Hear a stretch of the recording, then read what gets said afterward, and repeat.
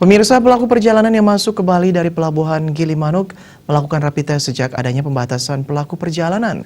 Menurut juru bicara gugus tugas percepatan penanganan COVID-19 Jembrana DRI Gusti Agung Arisanta, hingga Selasa 9 Juni sudah dilakukan tes sebanyak 25.780 orang.